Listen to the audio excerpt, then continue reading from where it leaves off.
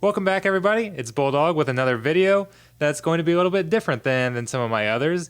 And that usually I try to cater my videos so that you don't have to have great mods in order to be able to run some of these teams. You can run them with at least even mods or usually lesser mods and still use a lot of these counter teams. Today I'm going to talk about how to set up your Sith Empire team to take advantage of having great mods, or at least above average mods. So if you have faster mod sets than your opponent, how you can better set up your team to really take advantage of that. And the way most teams set up is the two fastest speed sets are put on Darth Revan or Bastille of Fallen in various orders. Sometimes we've got Revan the fastest, sometimes we've got Bastille of Fallen with the fastest speed set. Usually people don't put their fastest set on Malak, and I think they're making a mistake there. The way I like to run a team with fast mods is to have Malak go first, then followed by Darth Revan. And you're going to see why here in just a second. But if you can give Darth Revan your second fastest speed set and still have him outspeed the opponent's Darth Revan, this is going to be an outstanding setup for you and one that you should use quite a bit. So we'll jump right in here and we'll jump right in here and look how this is going to work. You're going to dispel that pre-taunt first so that you can then fear the opponent's Darth Revan, which will fear everybody. And that gets you out to an amazing start. Because you don't have Darth Revan fear anybody on the other side, you can add another attacker. So I've got Sith Marauder here.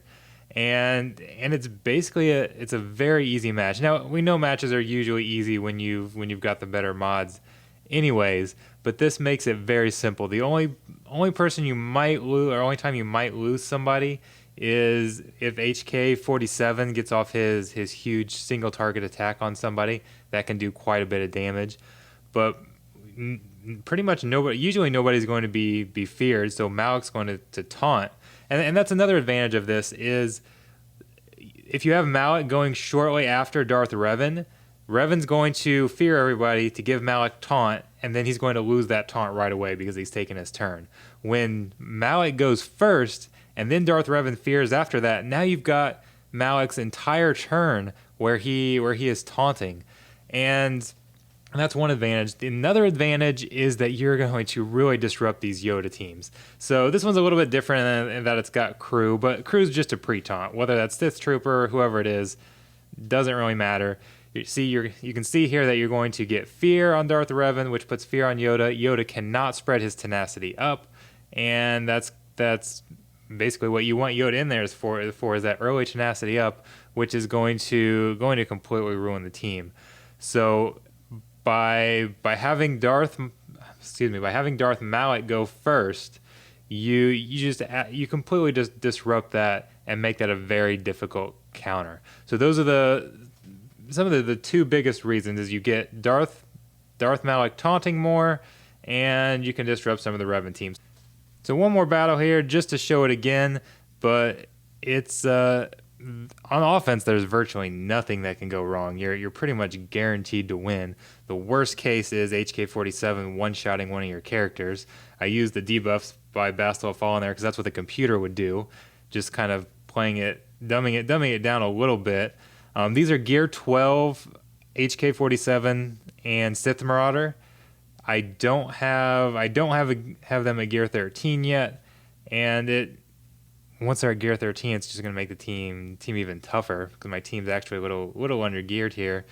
But there you go. There's the big shot by HK.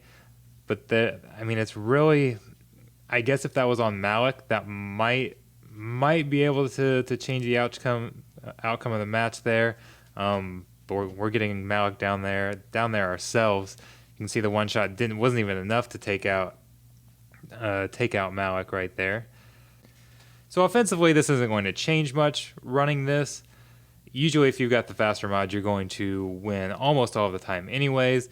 Sometimes you'll get some bad RNG that throws it off and you get a bad loss, and that's pretty much never going to happen running this team. But where it really can make a difference is on defense. A lot of people like to use that Yoda counter, and that's really not going to be effective with this squad. And then there people can even run mirror matches with slower mods and have figured out a way to win a decent amount of time, and it's going to be a lot harder to do that with this team. So you're going to force people to make adjustments that they don't normally make. There are some ways to beat this team, but you have to go about it much differently, and people don't really like to do that in Arena. Go up against it in Grand Arena, and they're going to be completely thrown off if they're not used to seeing this. So if you have very good mods where, again, you can basically your second fastest mod set is faster than your opponent's fastest set, this is the way I would recommend setting up the team, and it's going to make their life a lot more difficult. So sorry for everybody that I know I'm going to get a lot of complaints because most people don't have the best mods on their Arena Shard.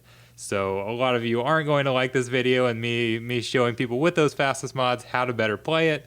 So I'm sorry. I'll get back to doing more videos for people that apply to pretty much everyone, which is what I usually do.